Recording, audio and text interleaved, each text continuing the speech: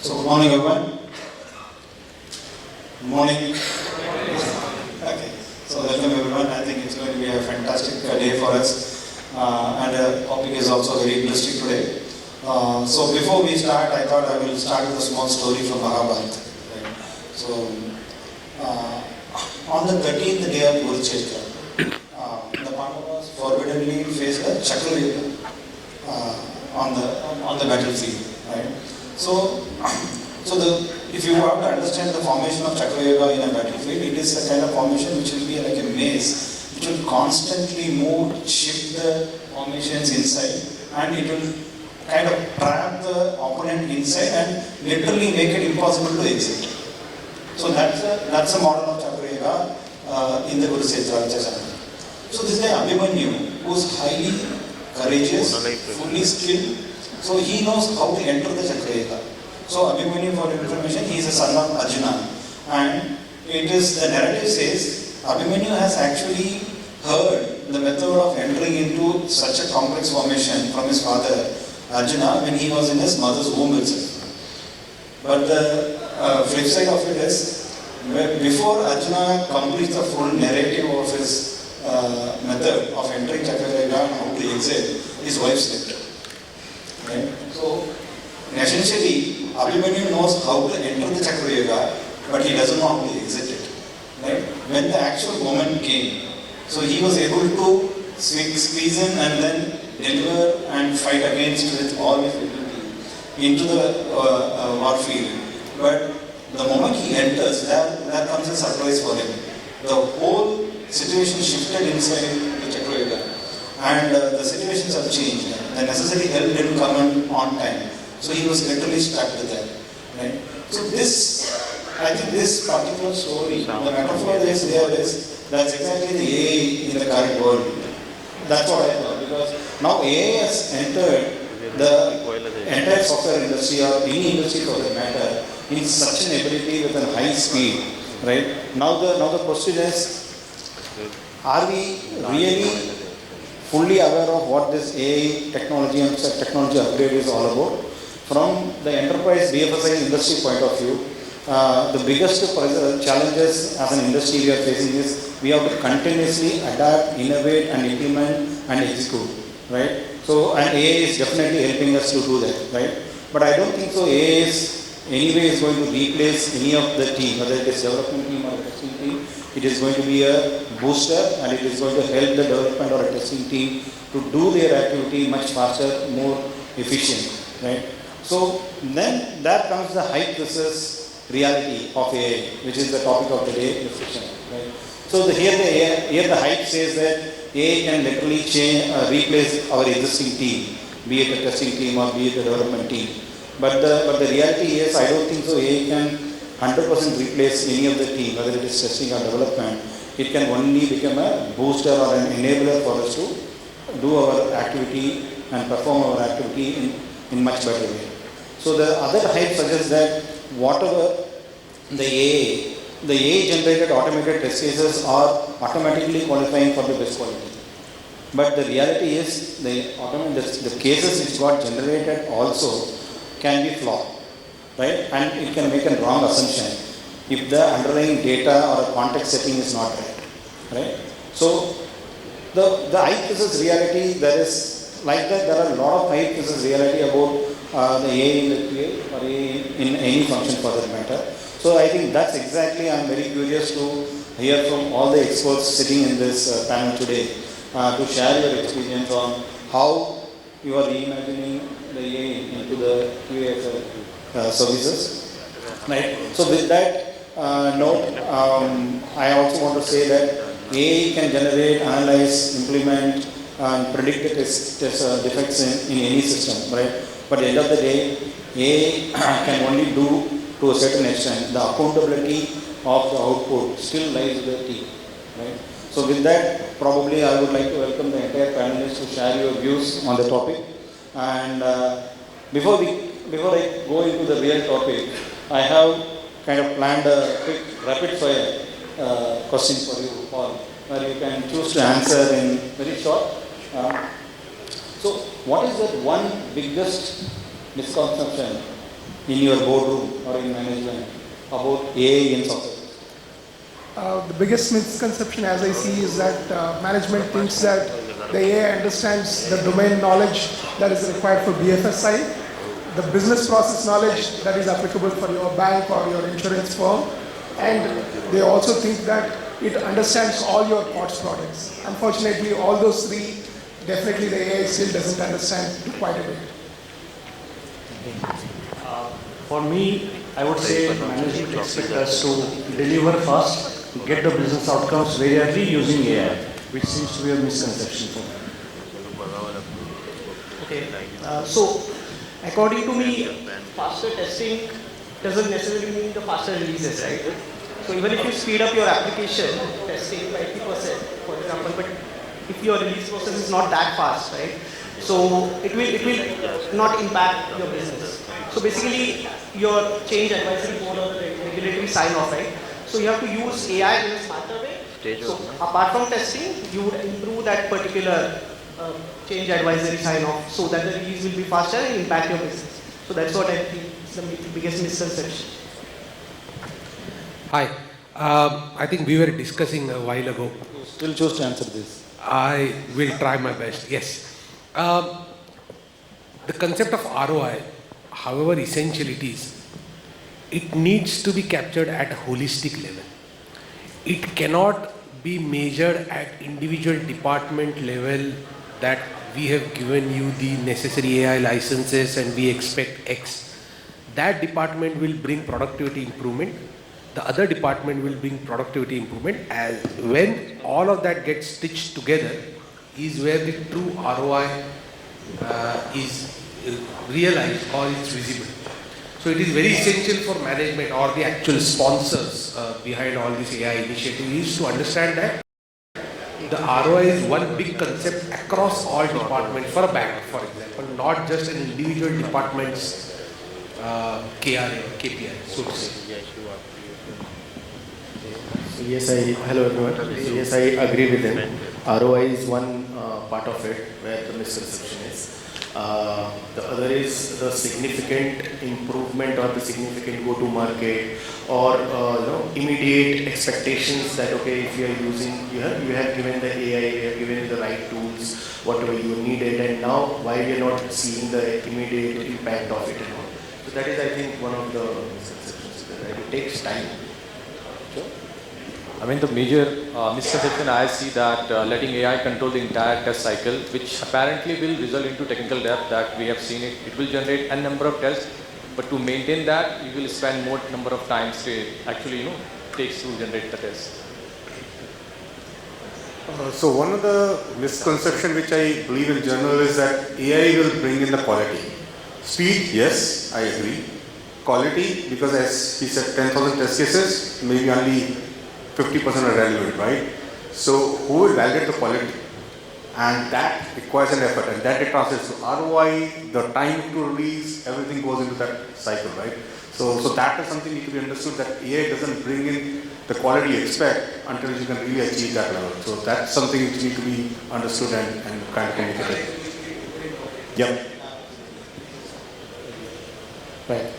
So quite interesting. Looks like board has to be still educated on AI. Their expectations are too much, right? So with that, Gautam, so from an access plan, I think you are in access plan now. So in a large core system integration and the regression testing, etc. Nowadays, the Gen AI is doing everything for you. AI is doing everything for you. It is generating test cases, it is predicting the defects, and it is doing analysis. It is, in fact, it is also telling you what level of code modification is doing. So, in this context, what do you think this Gen AI is not ready? I think it is almost ready. It is a question of how much ready we are with it. It's a very fantastic, in a very different language. It's a fantastic Arabic horse that is available for you as long as you are able to ride correctly on it to get the maximum output. So Gen AI will do a lot of things, especially on the large integrations, large core migration projects, etc. But rather than counting that or rather than measuring that on the scale of volume, we should focus more on the scale of, like Patvir sir said, the quality of it and the real impact of it. Cycle time can be reduced, yes. Things can be fastened up, yes. Necessary impact analysis can be done, yes. Regression coverage can be enormously increased with additional number of test cases, yes. The regression suit rationalization can happen, yes. All of these can happen, which eventually will result into your cycle time reduction and faster time to speed. Again, somebody said that it has to be an end-to-end cycle time reduction, one department doing fully AI compatible output and the other department still lagging behind does not help. So that's a caveat anyway. So rather than considering AI as a complete self-authoritative unit to do everything, that's definitely not the case. AI is a very strong, I would say, force multiplier. It is not yet, and it probably will never be, a utility of a self-decision making from an audit or from an approval point of view. The human in the loop is absolutely necessary. So like I said, rather than praising AI for what it's doing, rather than cursing AI for what it's doing to my job and my existence, etc., why not ride on it?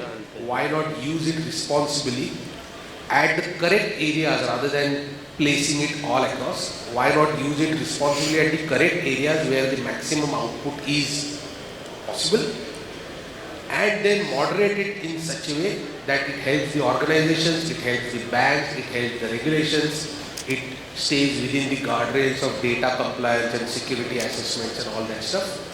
And you control your ride quality, you control your speed, you control your further innovations.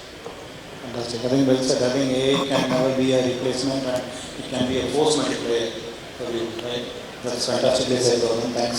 So, okay, so from Namura, from a capital market perspective, I know your systems and your trading platforms are mostly unpredictable and it's there. So how do you manage to test this kind of platforms? Is this GenAI really helping you in this form, or is it making your entire CSA pipeline more unpredictable? Answer is both. So as you know, again, any of the capital market or trading platform, the unpredictable systems, it's not very simple to use a standard testing processes, right? Where we know we give the expected results and we compare it against the expected, because the system is unexpected.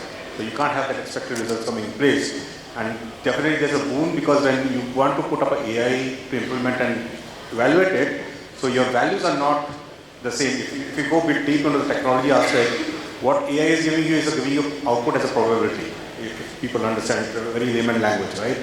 So this helps to get me that my output will be probable. So that's where we can build up those AI systems to do probability testing.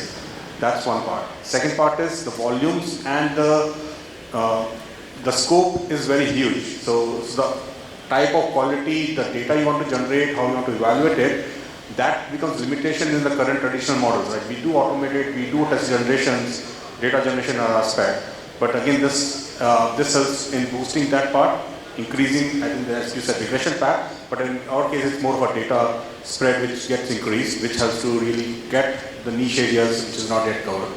But it also comes with the con part, because the part it comes out is because your data is changing, and if you create a model and you use it, so I'm going on technical aspect, the issues comes with the data models, the versioning of it, because your model need to be versioned and again keep on changing. So that's a model drift and the data drift, which is part of this. So that is a very challenging. So that has to be taken care of very, very cautiously, because otherwise whole things will go for toss. So those are two things which is required. So again, you can apply different approaches. You can apply sort of scholastic approach on that one to implement it, or you can implement more of a predictive models to get your outputs generated.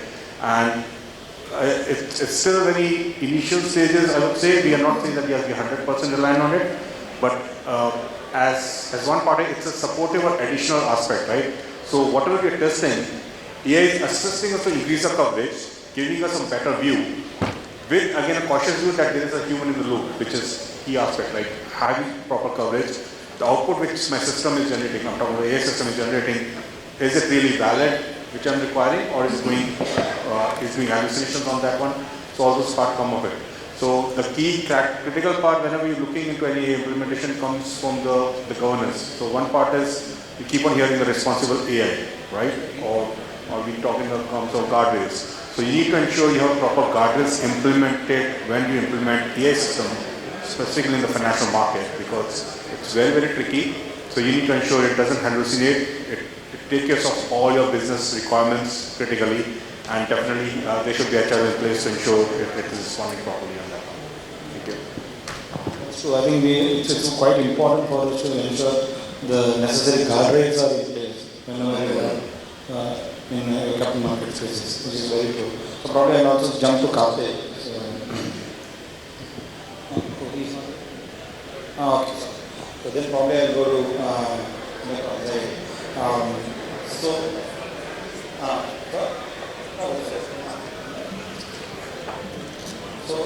maybe I will ask Zaid. Okay. So Zaid, I think from a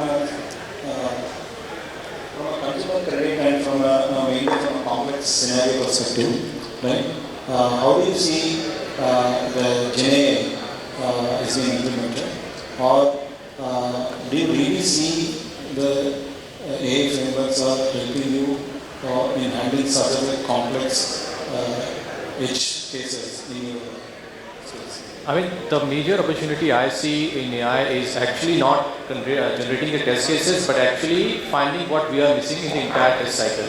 So in consumer credit, we have numbers of profiles, transaction, and downstream system, but to find the edge cases for a human or a tester is very difficult because we have like millions of combinations. But this is where AI comes in and helps us to uncover all the things that we can't see, the negative cases, the edge cases, the number of combinations. But if we say that, let AI do everything, whatever it generates, let it automate everything it comes up with, so we will be apparently run into the technical depth. That will be a lot difficult for us to maintain. So I think human has to be at every part of it, so human in the loop has to be there. Whenever it is generating the test cases or automating, so it has to be approved by the tester, because the tester has the business relevance for that particular cases. So unless without that, the AI will be generating the technical data.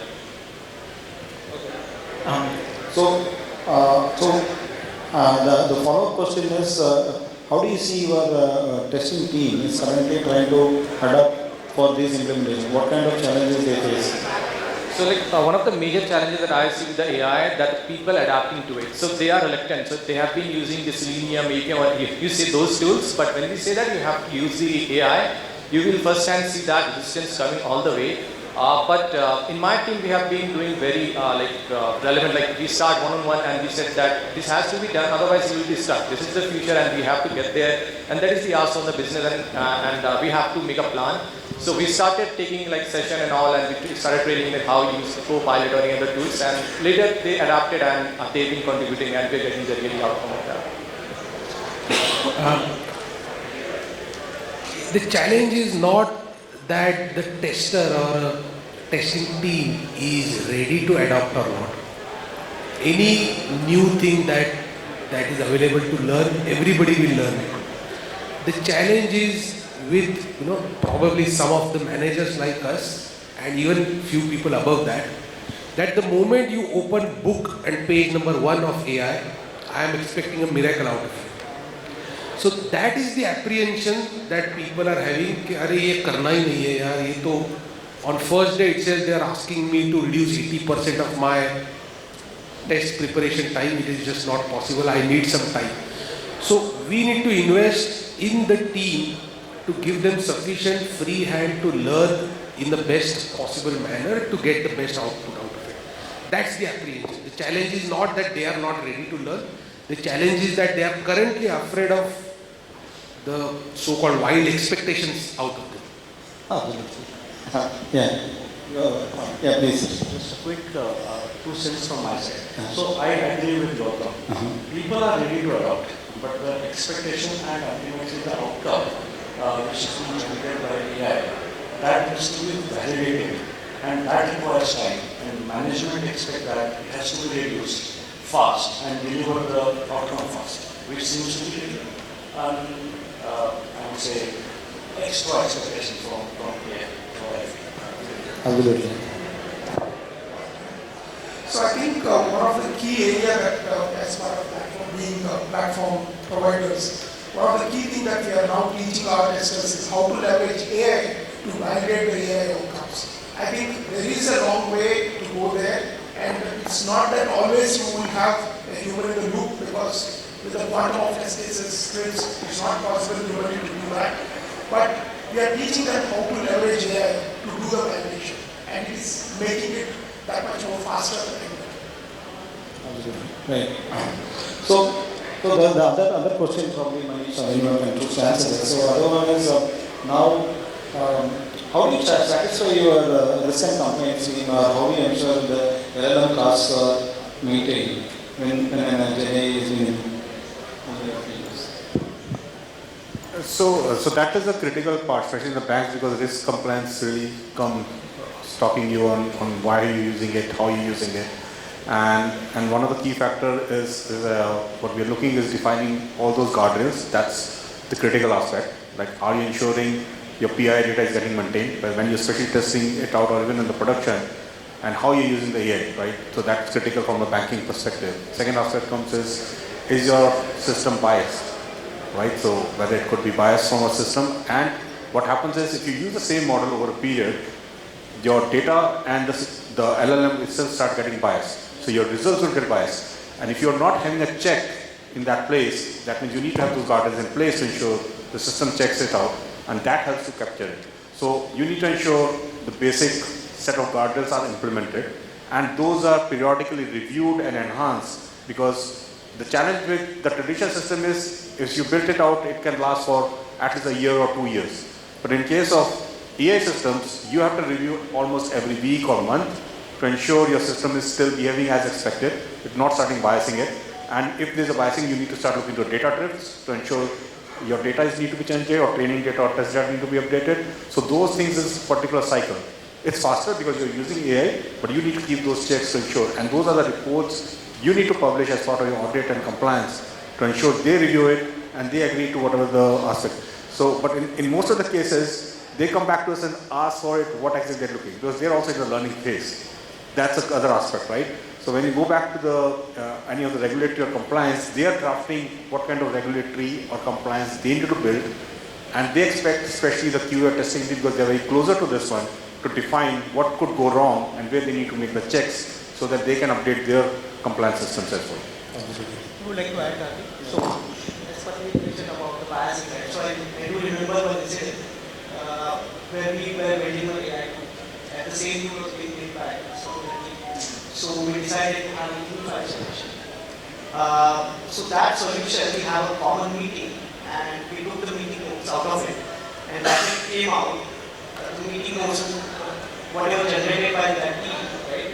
So those notes were passed to their too. And so yeah, we should take care of that. And as you said, in terms of LLM costs, like, so think about, like, not everything can be solved using AI. Okay. Let's say the model routing, right? So some testing tasks such as log parsing or some boilerplate generation, right? So those can be routed to the small versions of the model. And wherever you actually need a heavier inferencing, right? Critical business inferencing, and that's why you can go with the higher value models, right? So that's one part. And also you can basically check with your developers, right? How they are using, like the context they are providing to the LLM. They can be summarized, right? And also there are various techniques. So let's say if you are testing to, or if whatever testing that you are doing. So in BFSI, there are so many night jobs and bad jobs and overnight, and they have huge jobs. You cannot pass all those big chunks of jobs to the LLM, because there must be some limitation, right? And also costs associated. So maybe you can do batching, maybe map reduce, map functions, map define. So utilize so that they can also contribute to your cost. So that's what I feel about it. How about the token optimization. So how do you manage the prompt engineering skill library? Is that also helping your testing team on the path optimization, right? Yes, so that's what I say, right? So we first summarize, okay? We do patching, okay? And we provide the essential context, okay, which is required. But eventually everyone runs out of tokens, so that's a true story. But yeah, these techniques, whatever I mentioned, I think that would definitely help in reducing at least 60-70% of the elements. I will add to that token optimization. So one of the critical factor when it comes down to usage is, first you get everything free, right? The phone comes with the free unlimited calls, and then suddenly they will start charging you back and limit you out, right? So same thing happens with this. Company gives you, start using AI, and then they say, okay, now start cutting your costs, and then you realize what to do. So there are multiple optimization techniques which are getting implemented. You can definitely do a lot of research papers on that one, but one of the things which we look into perspective was, instead of using a traditional LLM, like say instead of going to BlackRock or doing, can I run that same model on my local machine? So I know the GPUs and CPUs are limited. You can't use a NVIDIA GPU over here, but there are methodologies where you can convert your machine learning or AI models, translate to run on your regular servers, and it gives you that much good effectiveness as well, right? So those are the models which drastically reduce the cost. Another aspect is you can definitely reduce your token sizes. So there are compression techniques. Before sending for inference, you can use it, and those are, like, there are multiple methods coming in the market which you can utilize it, or you can use open source models like KVK2 or Llama, which can further reduce. So depending on what you need, which model best suits you, and where you can implement it. And I think one of the key points which he mentioned was, do you need AI in everything? No, right? So as if I need just to do file comparison, I don't need the AI. It's a basic Python code, I can learn it, right? So that is going to be a key thought process whenever you're implementing an AI. What should go into the AI, what should be implemented on the locals as per the regular logical codes? I think, yeah, please. So one of the key things that we observed is that organizations just try and have a partner, one AI model. That doesn't seem to be working. You have multiple facets, multiple things that need to be automated or worked upon. So you need to identify which model works best for a given task. Something that works for requirements doesn't work for code, something that works for code doesn't work for automation. So you got to choose what is the right model for that particular activity. That's number one. Number two, you got to teach the tester to how to use it. So I'll just give you an example. One of my automation engineer was trying to automate one of the onboarding workflow. It's a huge one. You have like 200 things and it's trying to automate. But in the traditional way you would do automation, the guy gives a prompt and he would miss 20 things in it. So it generates, and he realizes, oh, I missed X. Then he runs it again. Like that, he does it some 6 or 7 times, trying to understand what got missed out and correct it. At the end of the day, it actually consumed $160 worth of tokens because it's trying to do it all over again. But so unless we teach our automation engineers or testers that's how to do it right, I think we are not going to be able to manage this. Absolutely. I think the prompt engineering is also an important factor. So you can give it to the team to use the tokens. Coming to the insurance industry, I know you have a very complex policy systems and you are OCR to read the data and etc. So from an insurance industry perspective, what do you think that from a technology perspective one has to be ready even before thinking of implementing in a public? It's not that AI is needed in every process. So it is something that is also another way of optimization. So good, nice question. So as I come from an enterprise architecture background, so I looked at this particular problem from layering way. So when I enable my testing team to use any of the AI tool for unit testing, I see first what is the basic need of them for them. In the two phases of testing, one is obviously test design, and second is obviously test execution. In test design, my team has to do multiple things. One obviously is make the test data preparation and then making the test cases ready using AI. But is it that so easy, so simple to create a test data? I personally myself feel that test data creation is a very challenging task for everyone. So how to solve that problem? So according to me, we should have some kind of a layer which we generally call in architecture terms a semantic layer. A semantic layer which helps to extract, and obviously the extraction of my business tools from my core system or my VRMS systems, bring it out, bring my policy data, claims data out, create a semantic layer or a canonical layer on top of your AI model. Allow that layer to use the data and use that data to create a proper test cases. Then only probably we will be able to make the right test cases for even business problem as a functional problem. Second, I would see a second layer which comes also is your extraction of your rules, because in insurance world we always work with a very ancient kind of rules where a person has to complete 30 days of waiting period to claim a particular benefit. Are we going to get this kind of data from anywhere? So obviously that data is going to come out of this semantic layer and business rule extraction. Third, what I also feel that another layer which will also help entire testing life cycle is the OCR, which you just talked about. In the OCR space, in insurance world we have two important functions which really works well with OCR, or rather they need a faster decision. One is underwriting and second is my claims. In underwriting space, if it's a health insurance, we have a number of data which is going to come from client side, that is from insured side, as a PPMC, medical reports and everything. It is humanly impossible to get all these things read through by any doctor and get a decision made. So for this reason, obviously every insurance company today is using OCRs. Now, the important matter comes, the OCR which has extracted the data from those all medical reports, how are you going to make sure that the data quality is right? So that data quality, to make that data quality right, we have to bring human into. So that's the ultimate factor, that we have to bring human into always to get a quality data. And as I mentioned last but not the least is how you are making sure that your input data is qualitative, as well as when I say quality is about reference integrities, it's about your master data values correctly coming out.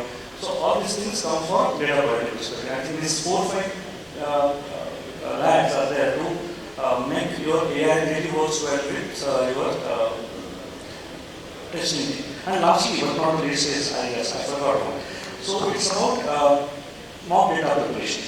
So mock data preparation, yes. So that is also important. Most of the organizations today already have a mock data layering when they are bringing the data from the main environments to lower environments. So obviously everybody has that, and that is where we can also use AI to change that data from, as we talked about PI data. In insurance world we have PI, PHI, as well as we have financial data also. So all this data has to be mocked up and then given to AI for the creation of data mock. Absolutely. Thanks. I think, well said. I think the underlying data plays, and having a quality data is very, very important. Of course, synthetic data also plays a very critical role in deploying the AI before we even start. Now I will go to Gauraw. So Gauraw, for a payment ecosystem, right? So I think for a kind of instant payments or the banking APIs, I don't think so you have enough time, a 24-hour cycle for you to test and do everything. So in this context, how do you actually deploy this AI into this payment ecosystem, and where do you see the particular challenges? Okay, so like after the release happens, like we are doing the continuous integration and continuous deployments. So when we release anything, there are certain processes where we are utilizing AI.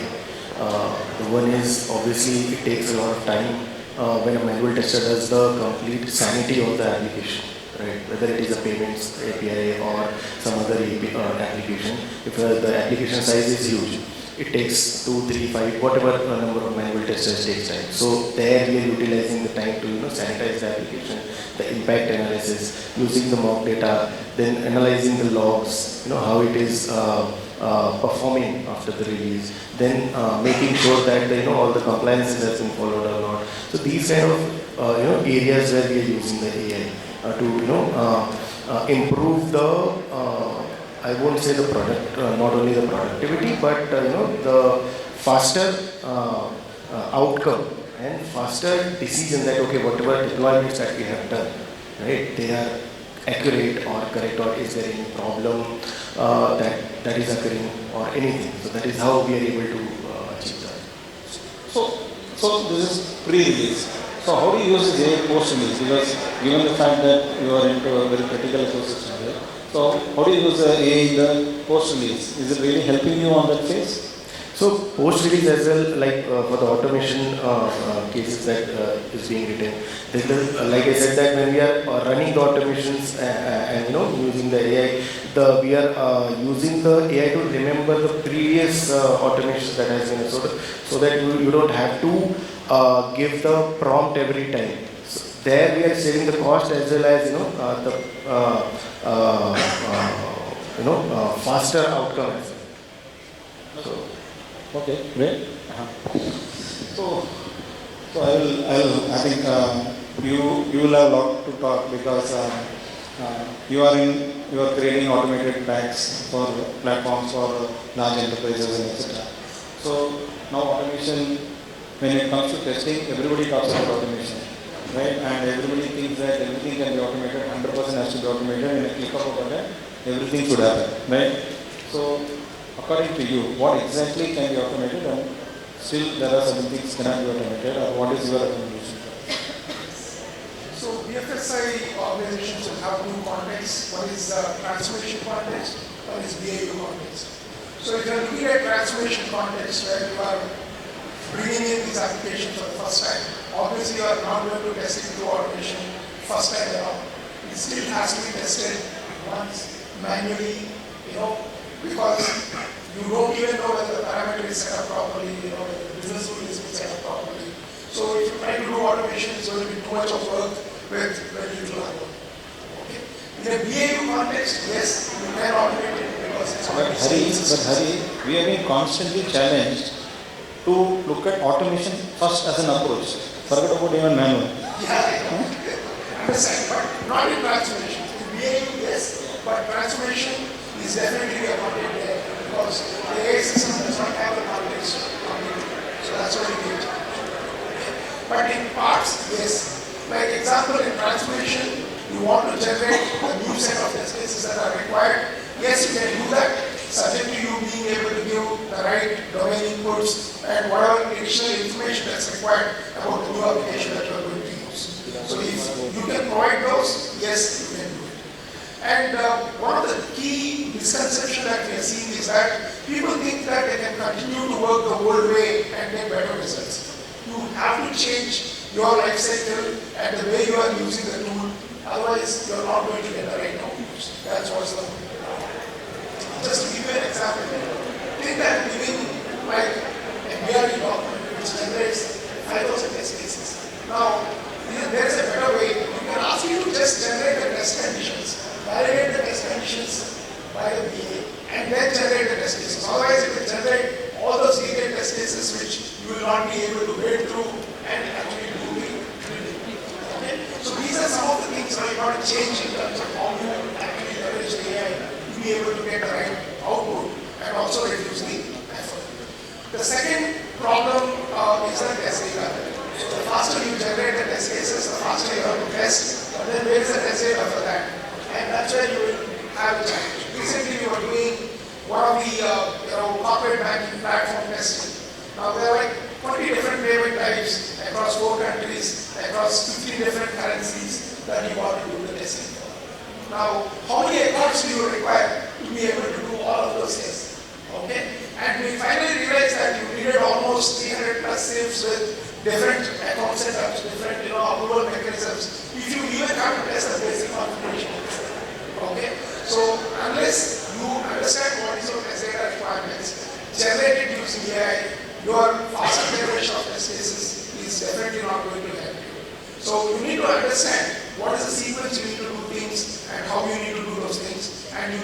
to change your SDLC, SDLC approach, otherwise you will not get the required results. And cost, as I told you, definitely unless you teach your people how to do it right and do it right the first time, you are going to spend a lot of money.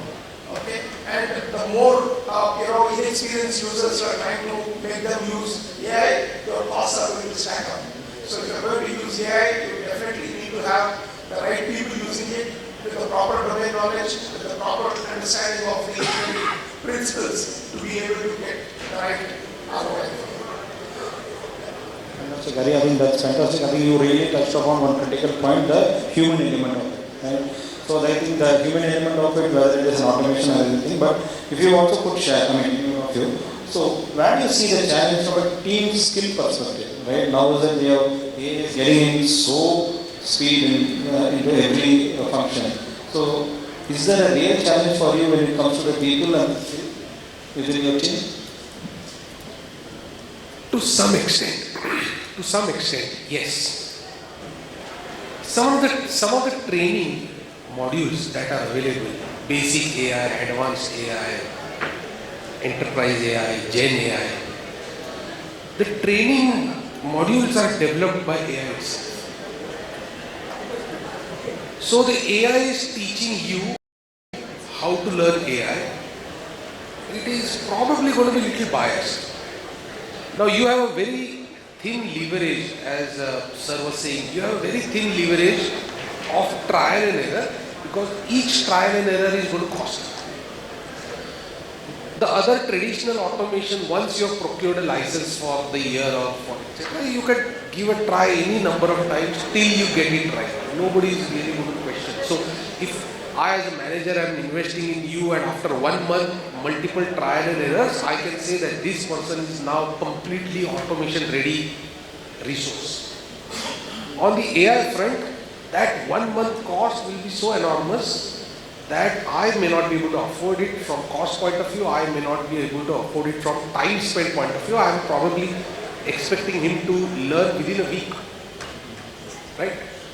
So it's the mindset of the manager as to what to expect, or the team leader or the sponsor from what to expect and when to expect. It may not happen on day one.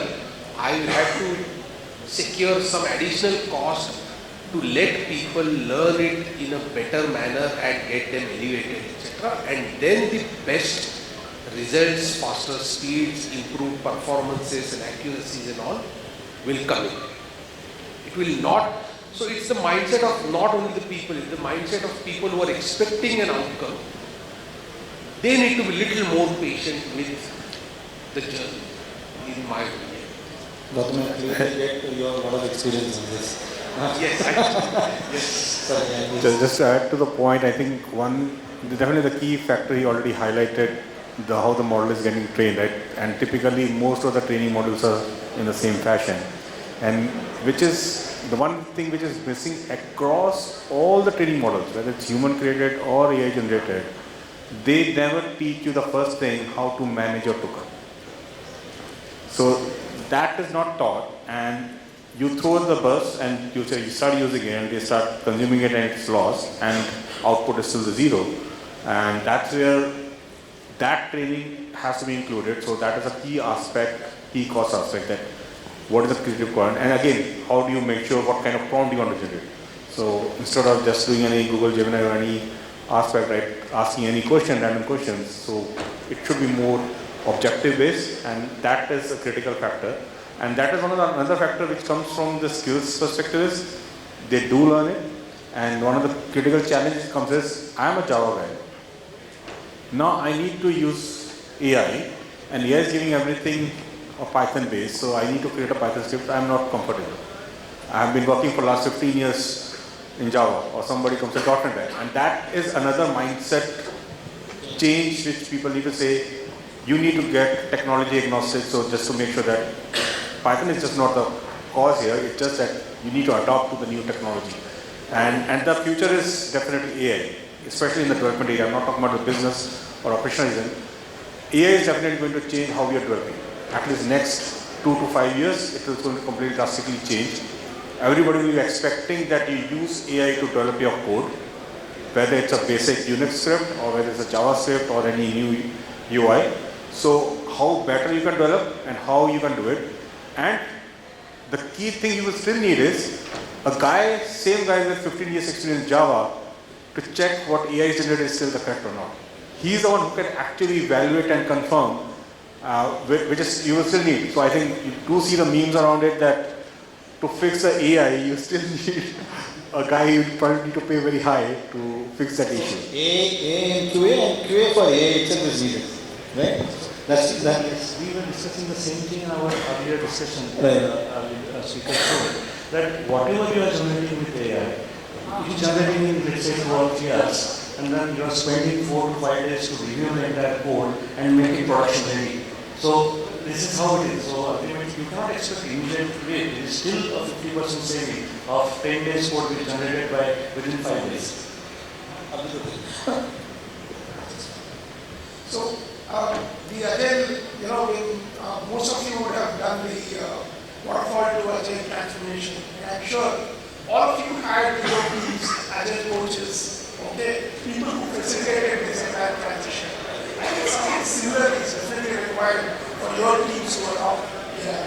Okay, so now we are selling our enterprise platforms, AI platforms, we ensure that we provide coaches and they are embedded in the client teams for some time until they understand how to leverage it properly. And unless that support is provided, then people will do randomly whatever they want to do and they not realizing. So that's what. So the major challenge I see in terms of learning is that AI is upgrading every single day, every single week. So you learn one thing, you have to do another. So that's a major challenge I see with my team. So they were saying we are good with prompt. The next day they have to do with the context. The next day they have to do with the harness. Another they have to manage multi-agent orchestration. So there is the major problem that earlier it used to be that attitude of me learning and I can lead the team. But now apparently your learning will affect the entire team or the organization. So that's how I have been seeing this entire learning curve for the engineers. So as an AI governance, right, see we give AI models for the testing to developers, right? And we can ask them, okay, do the testing. So it's just not about that because AI models, they will create boilerplate code for you, they will generate the test cases. But there should be human governance, right? So I feel we should design some human design framework on top of AI so that it will help the developers or the testers to guide them how the flow should be. Parsing logs, identifying the root causes, data reconciliation, generating summaries, evidence reports. Okay? And finally, whenever you upload those reports, right? So whatever AI generated reports, there should be regulatory and audit traceability, right? So once that is done by the quality engineer, then only it should be released to the production. Okay? So that's why I believe that should be available for training engineers. Absolutely. I think in fact the recent RBI's model risk-based guidelines, the 2026 guidelines is already out, right? So it exactly reflects some of the points what you guys have been sharing. It clearly says you should have a proper governance framework in place for you to validate and give an assurance to that, and you also need to know when to stop, right? That's very, very critical. So more than digital assurance, now since AI is playing a major role on this area, the AI assurance by itself and AI governance by itself is another big problem.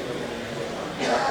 So finally, probably I would open the floor for you. Anyone of you can pick this.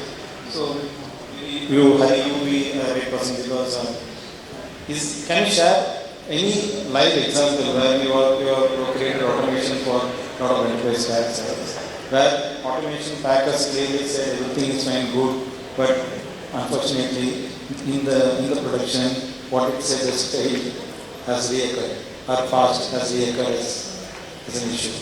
Sure, I'll just give you two examples of something that we have done recently. One is an insurance financial management system platform for the Microsoft Dynamics 365. So this needed to be, they were replacing the earlier financial management system with this Dynamics 365 system. And this needed to be rolled out to 10 different entities. They had life, they had digital, they had in multiple countries in East Africa. So here, we had some really interesting experiences. They had detailed BRDs and we were able to generate the test cases almost like close to 80-85% accuracy, even in the first line itself. And we were able to get evaluated by business, cover the gaps, and what would have otherwise taken us at least a couple of months, we finished it within 15 days. That is a significant achievement that I think we can share as a success of AI. But the same thing was like when they went to implement it, they realized that the implementation partner didn't understand the requirements properly, so they had a lot of delays because they had to go and fix a lot of things based on business, and the overall project still did not get delivered aggressively as they planned because there was problem in another phase of the implementation. So you need to use AI holistically, just use it in one phase and you cannot get the kind of business. And we could also automate because the application was so buggy in the initial stages until it reached UAT where there was decent degree of stability by UAT 2 or 3, then only we could start automation, which is not the right way to do it.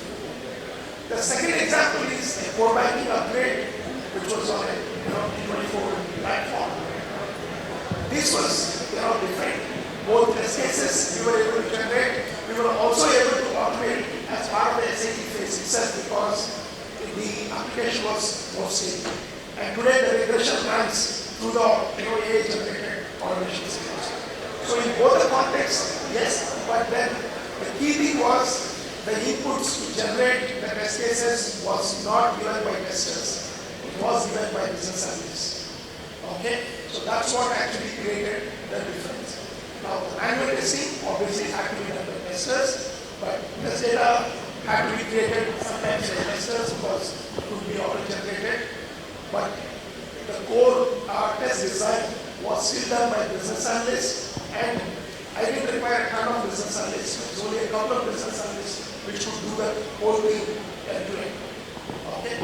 So it reduced cycle time, it reduced effort. Otherwise, we had another challenge when we were doing with, say, 10 testers trying to do test design. What is the challenge? There's again a DA who has to review whether these guys wrote the test cases properly or not. Be it manual or AI. You definitely need that domain expertise, a business structure or an SME to really set the context. I think we are also now adapting knowledge graph creations and setting the context for the AI platforms to really reduce the hallucinations by itself, right? Yeah. Somebody. I think greenfield implementations are the best use cases to use AI across all the SDLs.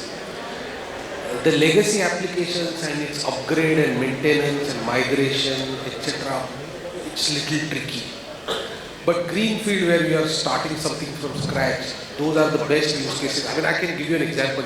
Our Axis Bank's internal HR portal, where you log in and you update your profile, skill sets, you apply for internal job posting using your skill sets, you look for promotions, you look for location change, you look for online learning, all of that is integrated into one platform.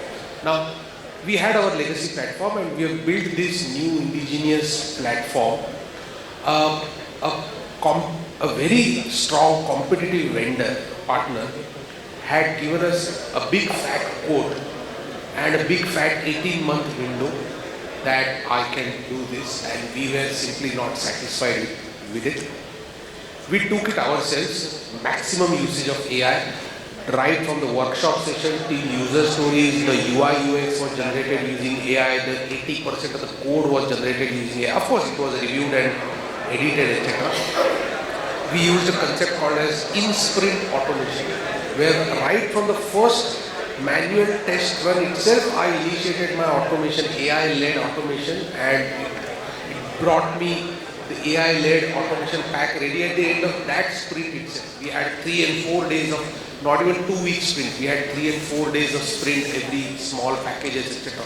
Now, the 1.5-year journey and a big fat proposal that we had received, we have completed this entire new platform, HR portal, in 6.5 months. Right? Because it was greenfield, we had all the leverage, we had all the liberty to use it the way we want, using maximum use of AI and achieve it. We have really got flying colors. There were some business articles coming out of it as well. Brownfields will still take time because it requires domain knowledge, it requires understanding of the existing operations, and the SLA should not be breached. The existing guardrails need to be maintained, and then you implement AI in pockets. It might give you mixed result. But a greenfield one is a great example. Okay, but on a light note, Gautam, you didn't call me for the Okay, so I think we are running out of time. Just before we open up the floor for audience to raise some questions, I think it was a fantastic discussion. So probably I will go back to the story where I started. Right, Abhimanyu, he was able to enter in, and so what it essentially means is that the knowledge which is trying to get you inside is not sufficient to survive also. So that's a kind of conclusion we need. So then we need to figure out another story also. Probably it's like an Ekaliva, right? So wherein cutting short the entire story, the Ekaliva always wanted to learn the archery from Drona. And he has been denied for different reasons. But he has a discipline on himself, which he learned everything on himself, and that is a discipline which has made him a greatest archer, much better than Arjuna at one point. Right? So I think the entire AI and generic technology and everything, it sits between these two stories. Right? So you definitely need to be an Abhimanyu with the speed and courage and the technology to adapt to the changing technology, but at the same time, you also need to be like an Ekaliva where it has to be a disciplined approach and proper monitoring framework and guardrails needs to be put in place. Right? Otherwise, organization cannot become successful just because of you adapting AI so fast and courageously and implementing it in anything and everywhere, like what you said. There has to be a disciplined approach on where to deploy and when to deploy, and that's going to make the organization really successful in adapting to this emerging AI story in any function, whether it is development or testing or any of this industry. So with that note, I would open the floor for the audience if you have any questions to the panelists.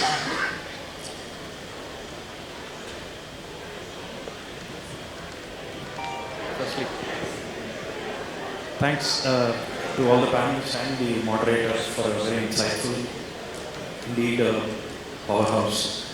I heard a lot about cost today. I heard a lot about how AI can improve productivity. I also want to see it from the other side, which is more of customer facing. People are talking about bots.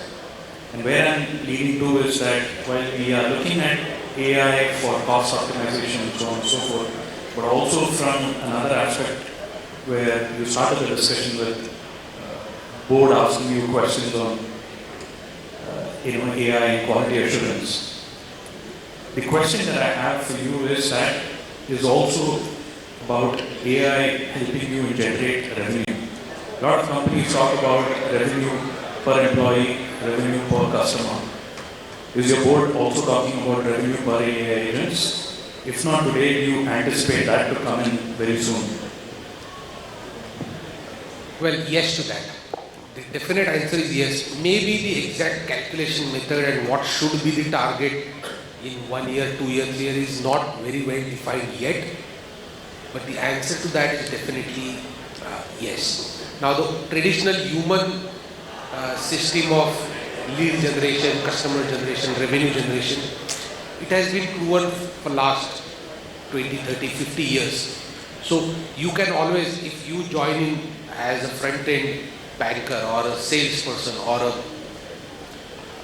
any employee of the bank, we know the targets that you can achieve, and I can push that limit to 10% year on year, so on and so forth. Maybe that exact modus operandi is not fully defined on the AI front yet, but the work has started on that.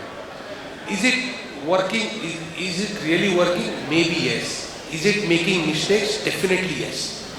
But like the human system was developed, the same person may not be able to generate the best of the revenue against a seasoned person like Karthik, for example. The same AI bot, the way I have implemented today, maybe it is making my potential customers nervous. They are running away from it.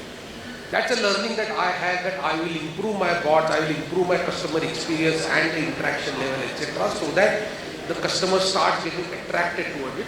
It's a journey. The current set of bots, they are not extremely immature.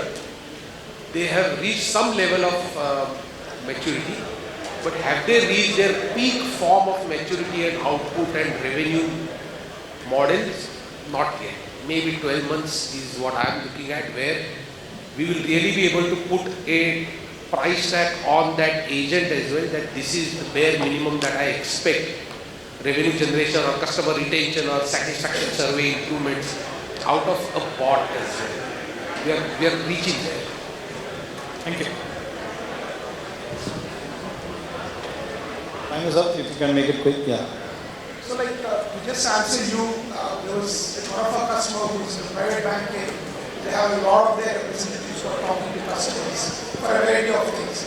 But when we looked at using bots to take care of all the mundane tasks that they are normally expected to do, including reporting, etc., then we started realizing that the agents had almost 30% more time to actually talk to potential customers. And that was one of the cases where we were able to showcase that revenue could be improved, by taking away all the mundane tasks that they have to do.